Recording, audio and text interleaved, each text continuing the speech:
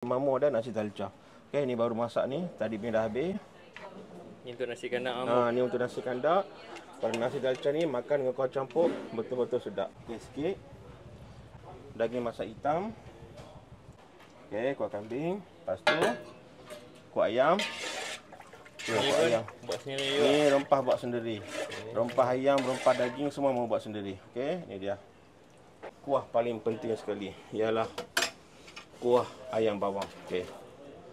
Ni special kat sini Mamu. Ni special. Yang berempah ni. Okey. Kari kambing. Kari kambing. Okey. Soto kita fresh Soto dan ikan kita sentiasa fresh. Okey. Okey, siap Mamu Okey, siap. Baik. Saya Ayak ni orang panggil ayak kurma lah. Ayak pina. okey, ni berapa ni kalau satu set ni? Ni RM10 lah. Okey.